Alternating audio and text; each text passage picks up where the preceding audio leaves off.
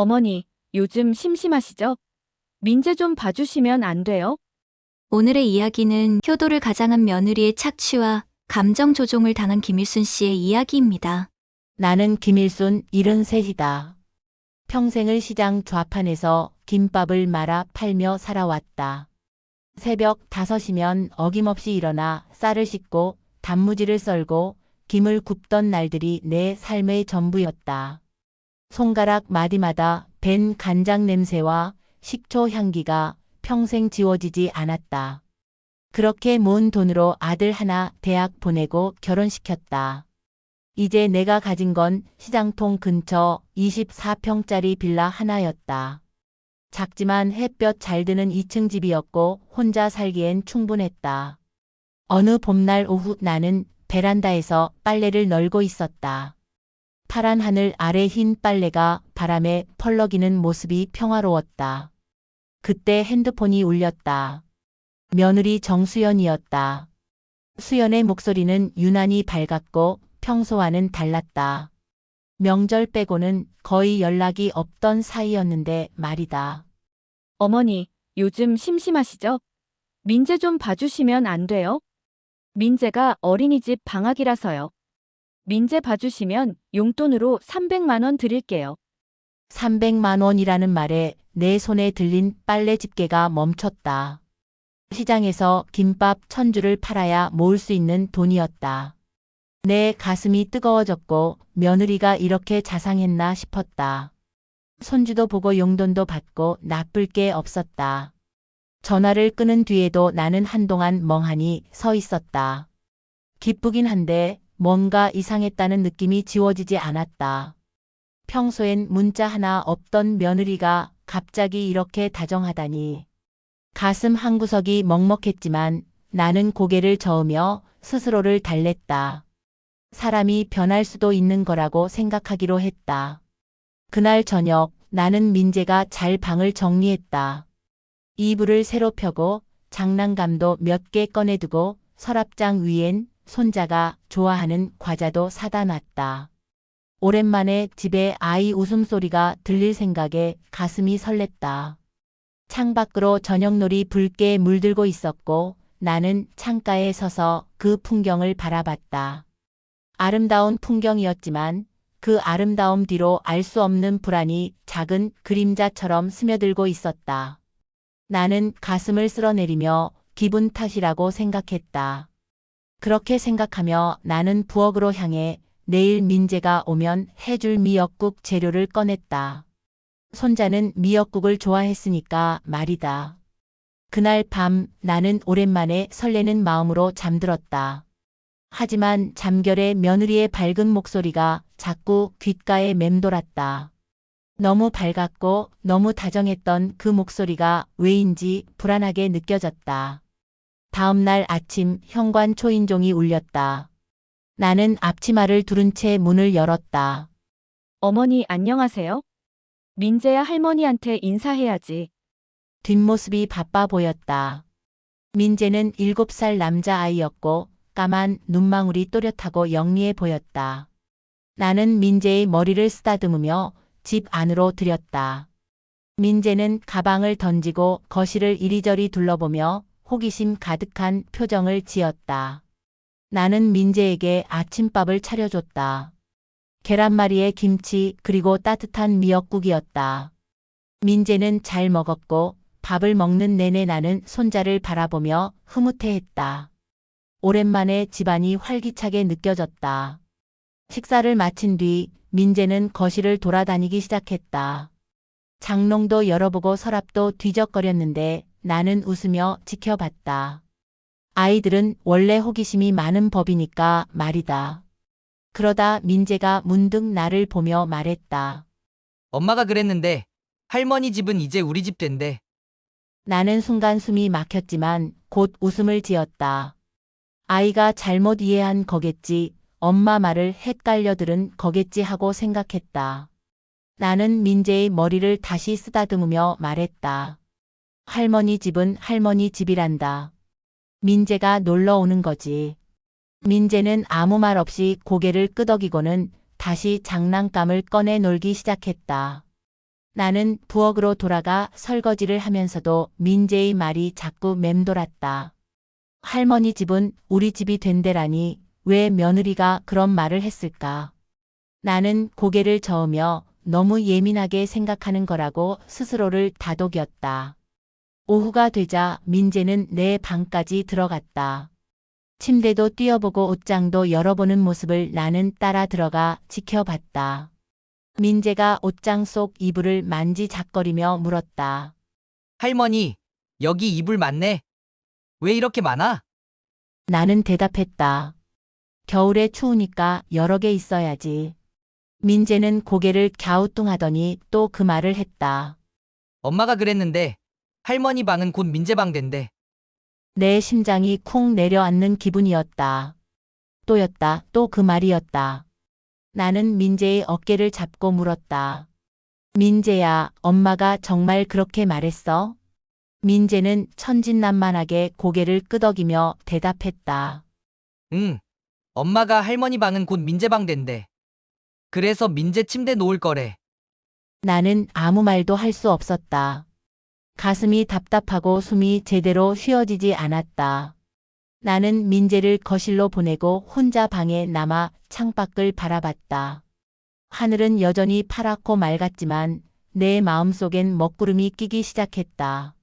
며느리의 밝은 목소리, 300만 원이라는 큰돈, 그리고 민재가 무심코 내뱉은 말들이 퍼즐 조각처럼 하나씩 맞춰지는 느낌이었다. 나는 침대 끝에 앉았고 손이 떨렸다. 이 집은 내가 평생을 걸어 마련한 집이었다. 새벽 시장에서 김밥 1000줄, 만주를 팔아 모은 돈으로 산 집이었는데 며느리가 이 집을 노리고 있다는 건가. 나는 두 손으로 얼굴을 감싸며 설마 하는 마음과 불안이 뒤섞였다. 거실에서 민재의 웃음소리가 들려왔다. 나는 천천히 일어나 거실로 나갔고 민재는 여전히 밝게 웃으며 장난감을 가지고 놀고 있었다. 아이는 아무것도 모르고 있었고 그저 엄마가 한 말을 그대로 전할 뿐이었다. 나는 부엌으로 가서 물을 한 컵 마셨다. 목이 바짝 말라 있었다. 그날 저녁 나는 민재에게 저녁밥을 차려줬지만 나 자신은 밥맛이 없었다. 숟가락을 들었다 놨다를 반복하며 생각에 잠겼다. 며느리가 정말 이 집을 노리는 걸까? 아니면 내가 너무 의심이 많은 걸까? 답은 나오지 않았고 밤이 깊어갔다. 민재를 돌본 지 사흘째 되던 저녁이었다. 현관 초인종이 울렸고 나는 앞치마를 벗으며 문을 열었다. 며느리 수연이 밝은 얼굴로 서 있었고 안으로 들어와 민재를 안아 올렸다. 민재는 엄마 품에 안겨 까르르 웃었다. 수연은 가방에서 하얀 봉투를 꺼내 내게 건넸다. 어머니, 약속한 거예요. 봉투 안엔 현금이 빼곡히 들어 있었고 300만 원이었다. 나는 봉투를 받아들며 그 묵직함을 느꼈다. 평생 시장에서 일하며 이런 큰 돈을 한 번에 받아본 적이 없었다. 고맙구나. 내 목소리가 떨렸다. 수연은 환하게 웃으며 거실을 둘러보더니 소파에 앉아 차 한 잔을 청했다. 나는 보리차를 따라 건넸고 수연은 차를 한 모금 마시고는 슬쩍 말을 꺼냈다. 어머니, 그런데 말이에요.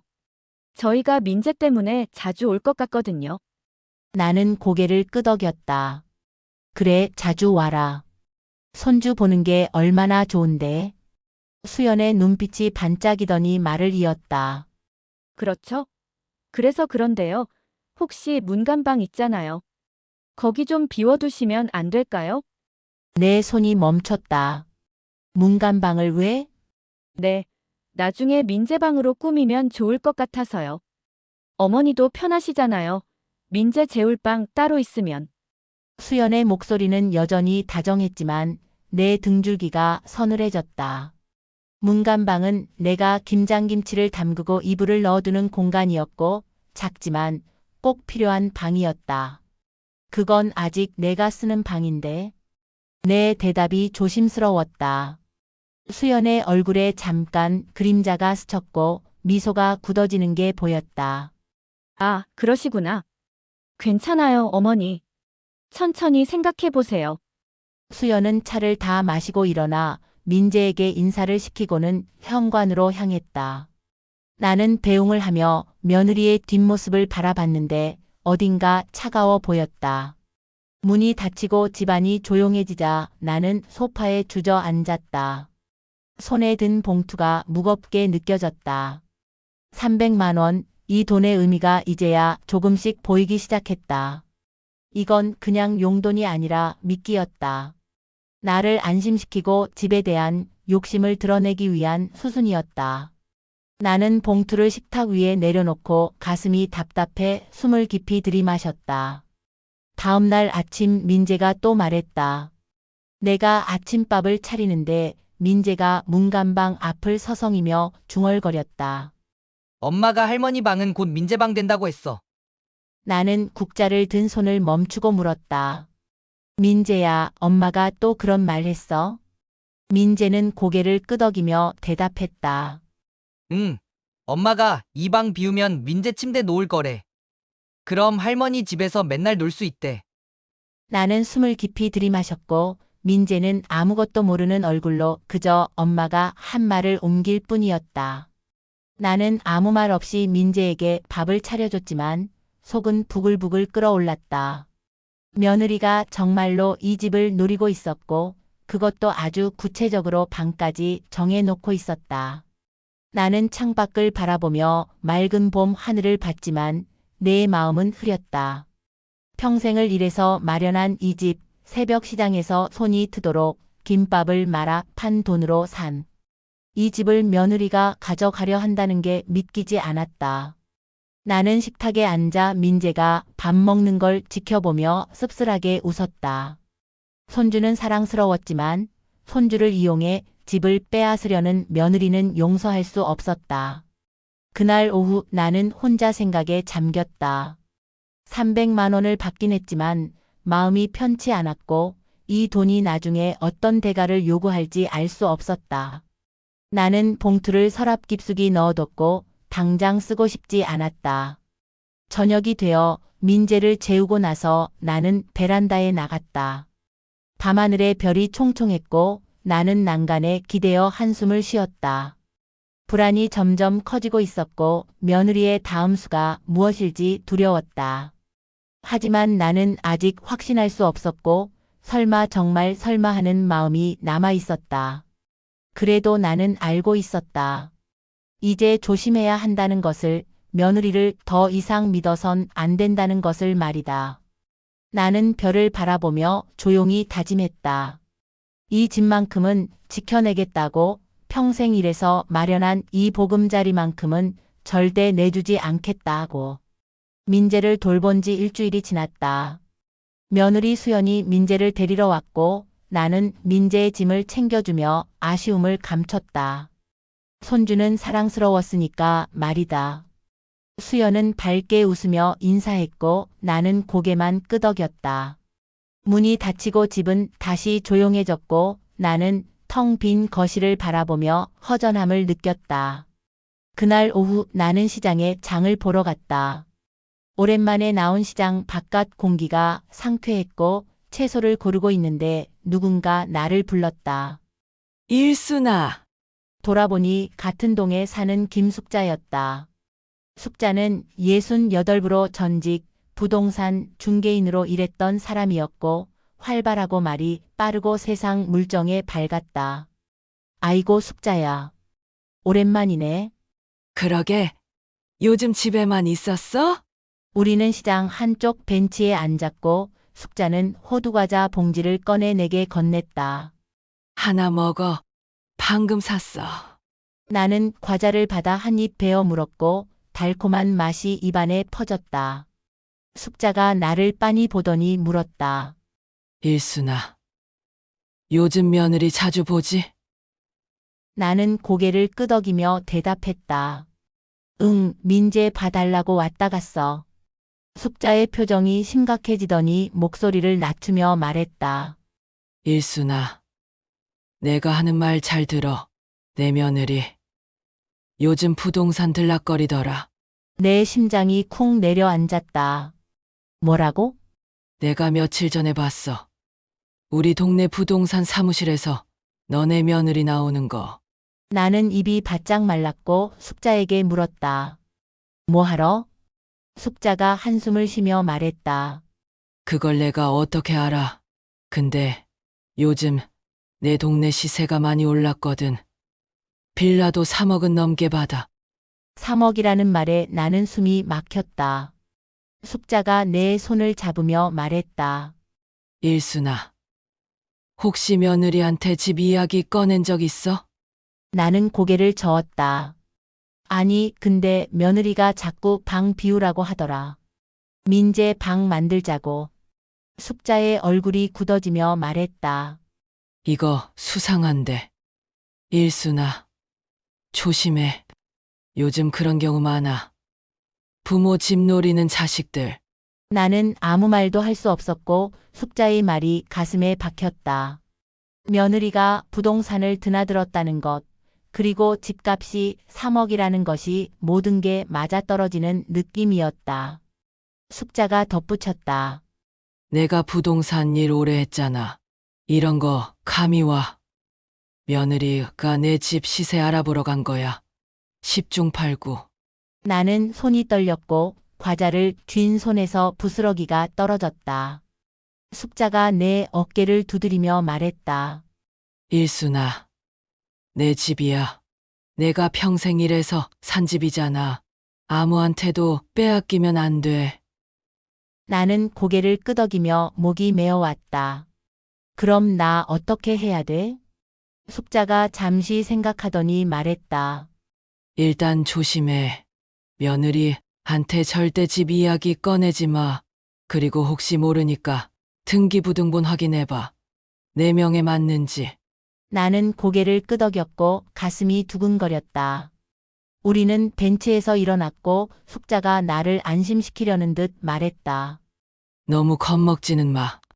그냥 조심하라는 거야. 알았지?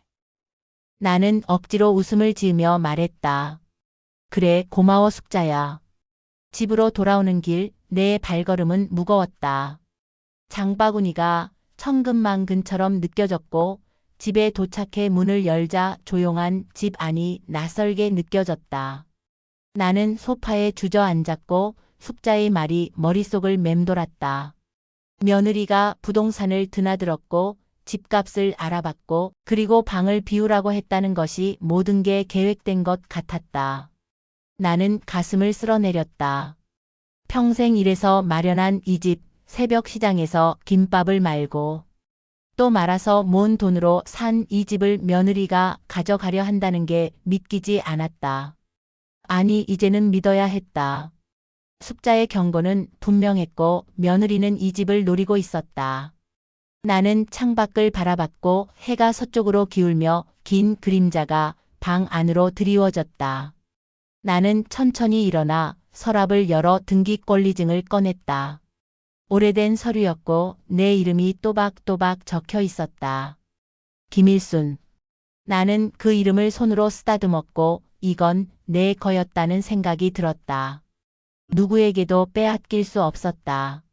나는 서류를 다시 넣고 서랍을 닫았고 이제 더 이상 며느리를 믿지 않기로 했다. 그리고 조심하기로 했다. 내 눈빛이 단단해졌고 싸울 준비를 해야 할 때라는 걸 알았다. 그날 밤 나는 잠을 이룰 수 없었다. 천장을 바라보며 뒤척이는 동안 숙자의 말이 자꾸 떠올랐다. 며느리가 부동산을 드나들었다는 것, 그리고 집값이 3억이라는 것이 머릿속을 맴돌았다. 나는 이불을 걷어차고 일어나 부엌으로 갔다. 물을 마셨지만 목이 바짝 타들어 가는 기분은 가시지 않았다. 며칠이 지났다.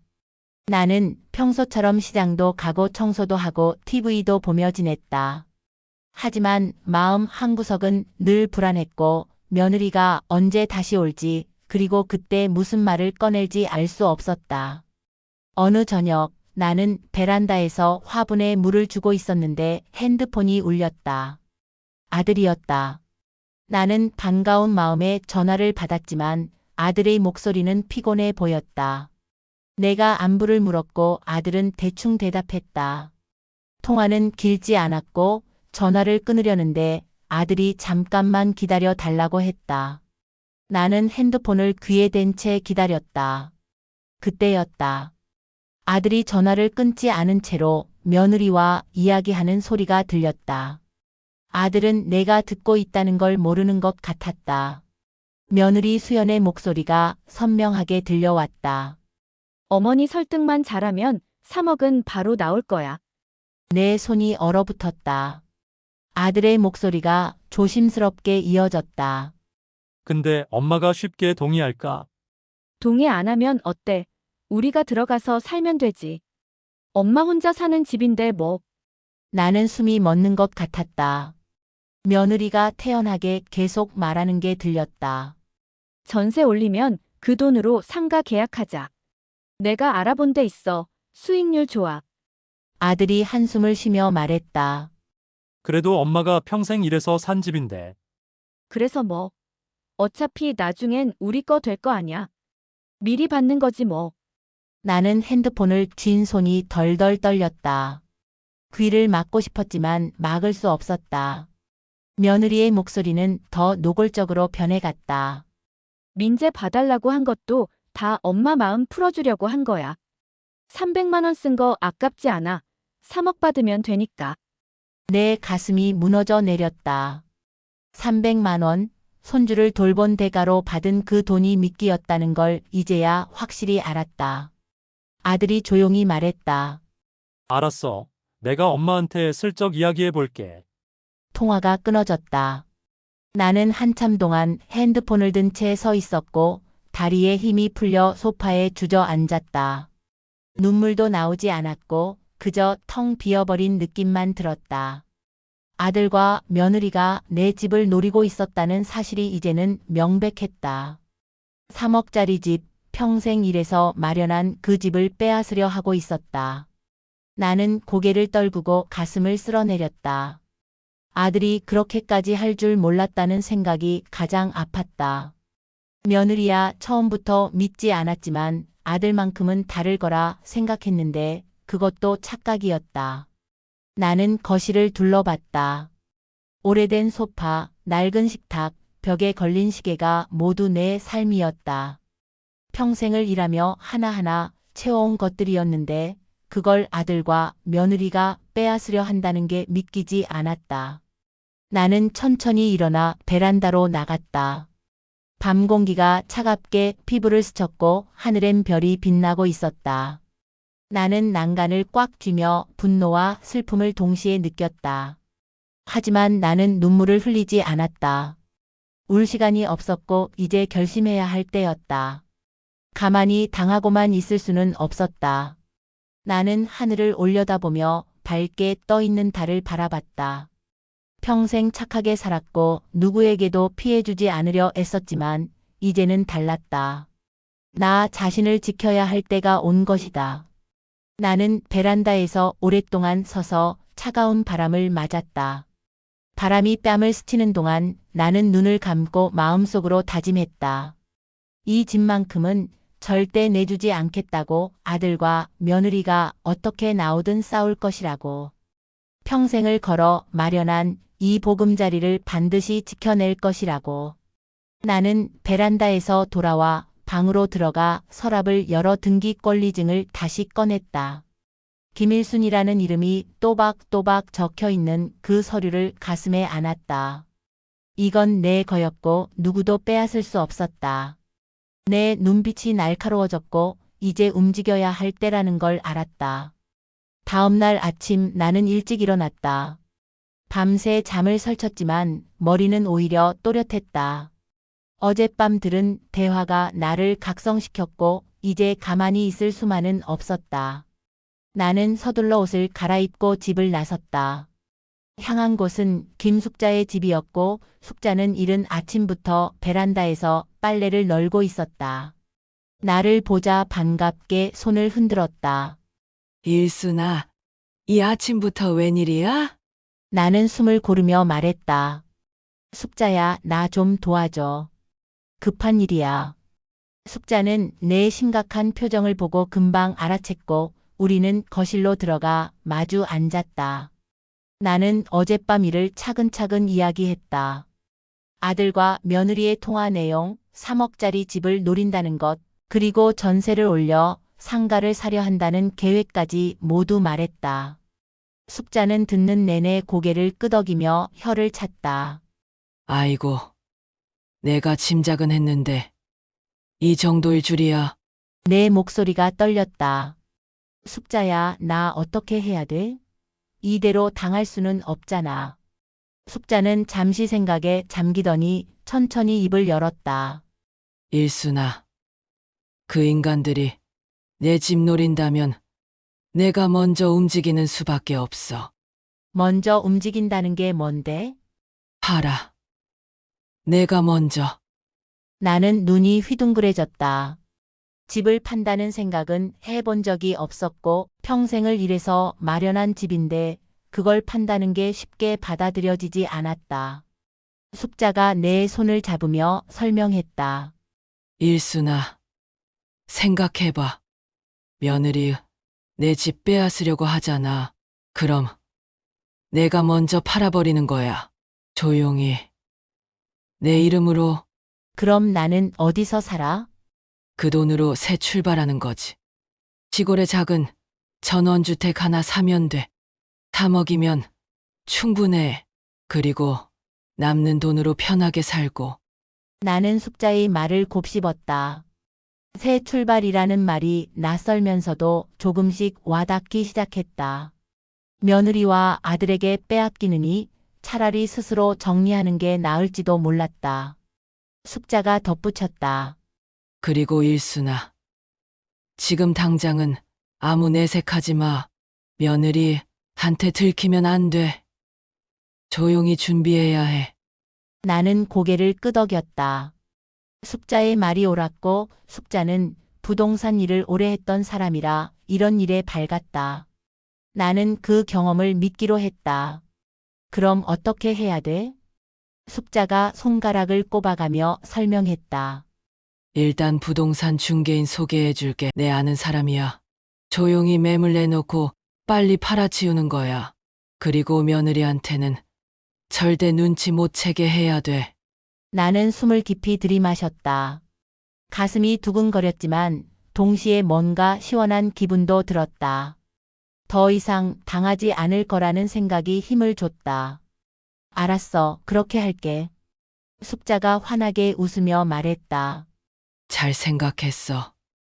일순아, 내가 주도권을 쥐는 거야. 며느리 그 여자 코 납작하게 만들어주자. 우리는 구체적인 계획을 세우기 시작했다.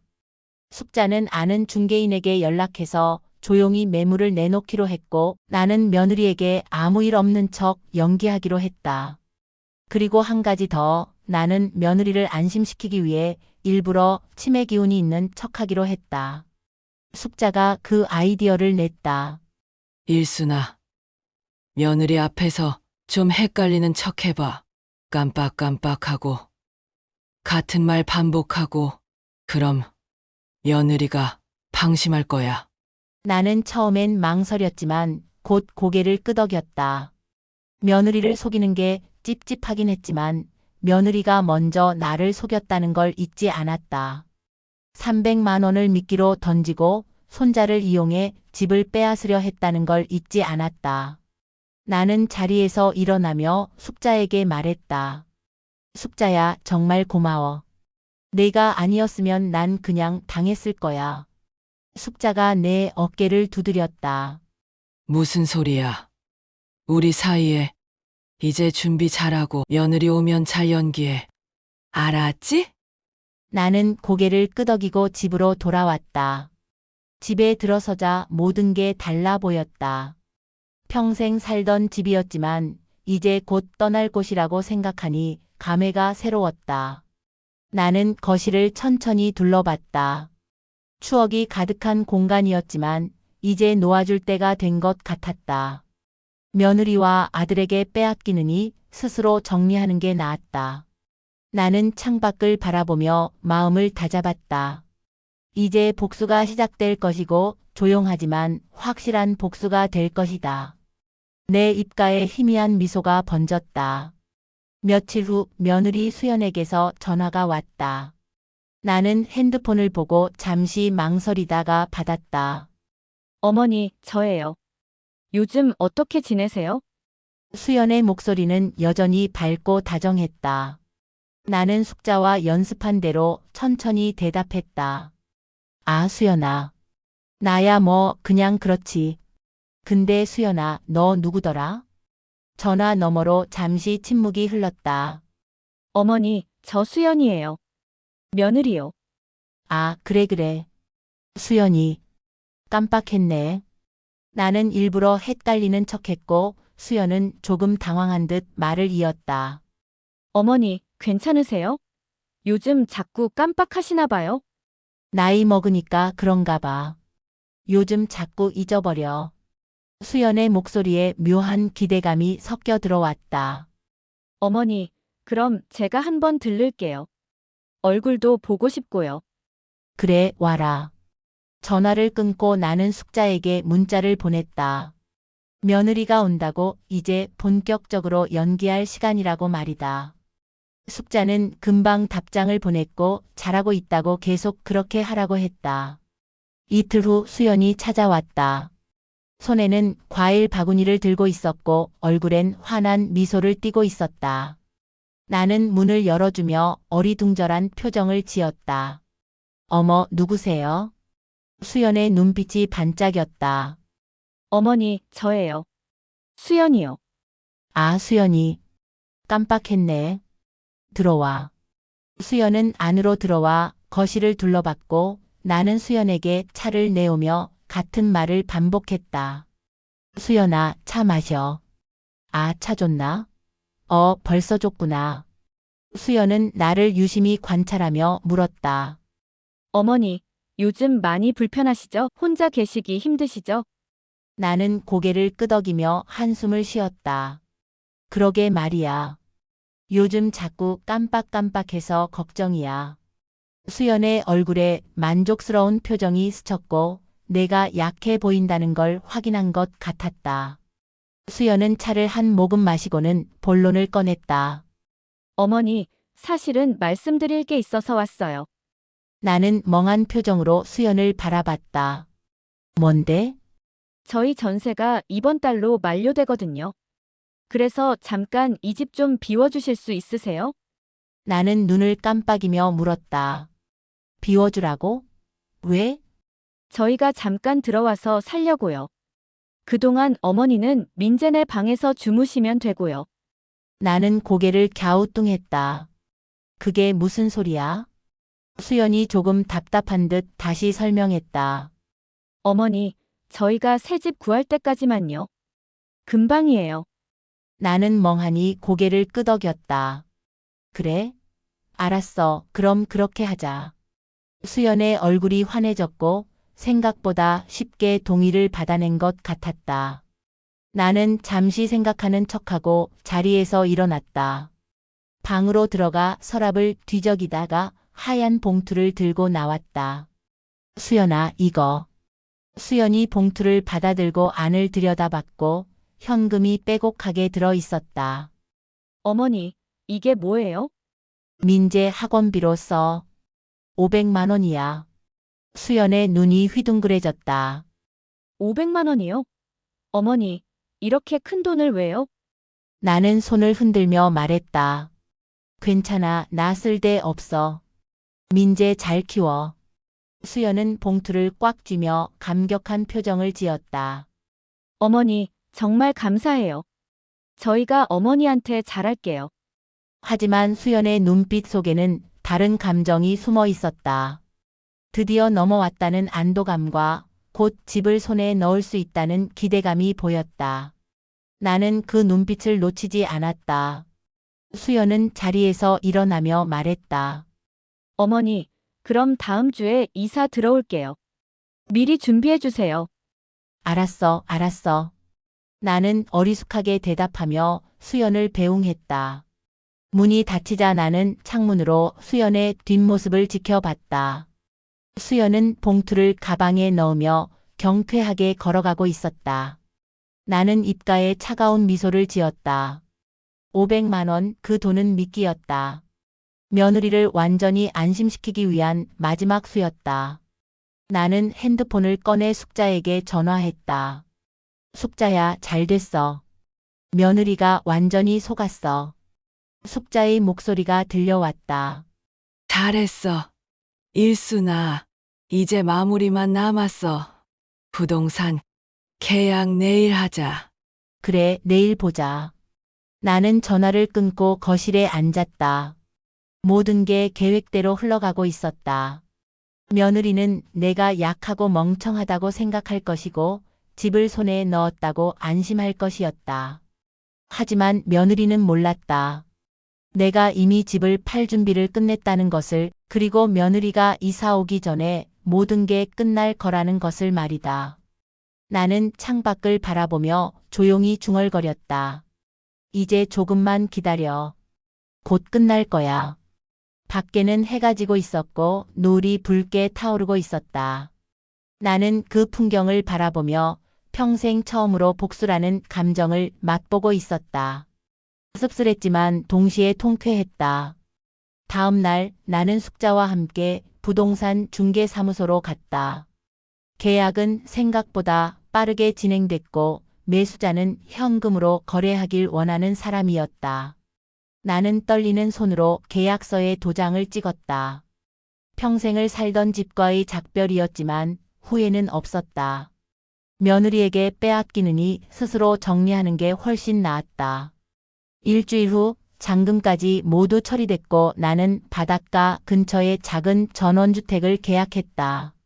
조용하고 햇볕 잘 드는 곳이었고 남은 돈으로 평생 편하게 살 수 있을 만큼 충분했다. 숙자가 이사 준비를 도와줬고 나는 조용히 짐을 쌌다. 가구는 대부분 두고 가기로 했고 필요한 것만 챙겼다. 며느리에게는 아무 연락도 하지 않았다. 며느리는 여전히 내가 집에서 기다리고 있을 거라 생각하고 있을 터였다. 이사 가는 날 아침 나는 집을 마지막으로 둘러봤다. 오래 살던 곳이라 정이 많이 들었지만 이젠 떠나야 할 때였다. 나는 현관 비밀번호를 바꾸고 새 주인에게 열쇠를 넘겼다. 그리고 숙자의 차를 타고 새 집으로 향했다. 같은 시각 며느리 수연과 아들은 이삿짐 트럭을 끌고 내 집 앞에 도착했다. 수연은 들뜬 표정으로 현관문 앞에 섰고 익숙하게 비밀번호를 눌렀다. 하지만 문이 열리지 않았다. 이상한데. 수연은 다시 비밀번호를 눌렀지만 결과는 같았다. 아들이 다가와 물었다. 왜 안 열려? 비밀번호가 안 맞아. 어머니가 바꾸신 건가? 수연은 핸드폰을 꺼내 내게 전화를 걸었다. 하지만 전화는 연결되지 않았고 고객의 요청으로 착신이 정지되어 있습니다. 라는 안내 멘트만 들렸다. 수연의 얼굴이 굳어졌다. 이게 무슨 일이야? 전화도 안 받아. 아들도 당황하며 문을 두드렸지만 아무 응답이 없었다. 그때 옆집에 사는 주민이 나와 말했다. 거기 찾으시는 분 이사 가셨어요. 수연이 황급히 물었다. 네. 이사요? 언제요? 며칠 전에요. 이삿짐 싸서 나가시더라고요. 수연과 아들은 서로를 바라봤고 믿을 수 없다는 표정이었다. 수연이 다시 현관문을 살펴보니 문패가 바뀌어 있었다. 내 이름이 아닌 낯선 이름이 적혀 있었다. 수연의 얼굴이 새하얗게 변했다. 이게 대체 무슨 일이야? 어머니가 집을 팔았다고. 아들도 어쩔 줄 몰라 하며 다시 전화를 걸었지만 여전히 연결되지 않았다. 수연은 분노가 치밀어 올라 소리를 질렀다. 이럴 수가 있어. 우리한테 집 준다고 해놓고. 엄마가 그런 말 한 적 없잖아. 그래도 당연히 우리 거 될 줄 알았지. 이게 말이 돼. 이삿짐 기사가 다가와 물었다. 어쩌실 건가요? 짐은 어디다 내릴까요? 수연은 대답도 못하고 멍하니 서 있었다. 모든 계획이 무너졌고 500만 원까지 준 돈이 허공으로 날아간 기분이었다. 아들은 고개를 떨구고 한숨만 내쉬었다. 그들은 결국 이삿짐을 싣고 다시 떠나야 했다. 갈 곳도 없었고 전세 만료로 쫓겨난 상황이었다. 수연은 차 안에서 분노에 떨며 중얼거렸다. 도대체 어머니가 왜 이러는 거야? 우리를 속인 거잖아. 하지만 아들은 아무 말도 하지 못했다. 먼저 속인 건 자신들이라는 걸 알고 있었기 때문이다. 같은 시각 나는 새집 베란다에서 커피를 마시고 있었다. 바다가 보이는 전망이 아름다웠고 바람이 시원하게 불어왔다. 나는 핸드폰에 저장된 민재 사진을 보며 씁쓸하게 웃었다. 손주는 사랑스러웠지만 이제 만날 수 없을 것 같았다. 숙자가 옆에 앉으며 농담처럼 말했다. 야, 300만 원 값치고 복수는 제대로 했네. 나는 조용히 웃으며 커피를 한 모금 마셨다. 돈보다 중요한 게 뭔지 이제야 알겠어. 뭔데? 내 평화 말이야. 숙자가 고개를 끄덕이며 내 어깨를 두드렸다. 나는 다시 바다를 바라봤다. 파도가 밀려왔다가 물러가는 모습이 평화로웠고 이제 내 삶도 그렇게 흘러갈 것 같았다. 평생 일만 하며 살았던 나는 이제야 진짜 쉴 수 있게 됐다. 며느리와 아들에게 배신당한 상처는 깊었지만 그래도 나는 나 자신을 지켜냈다. 평생을 걸어 마련한 것을 빼앗기지 않았고 스스로 선택했다. 그게 나에게는 가장 중요한 일이었다. 나는 커피잔을 내려놓고 눈을 감았다. 바닷바람이 얼굴을 간지렸고 나는 오랜만에 마음이 편안했다. 이제 더 이상 누구도 나를 속일 수 없었고 나는 자유로웠다. 새로운 삶이 시작되는 순간이었다.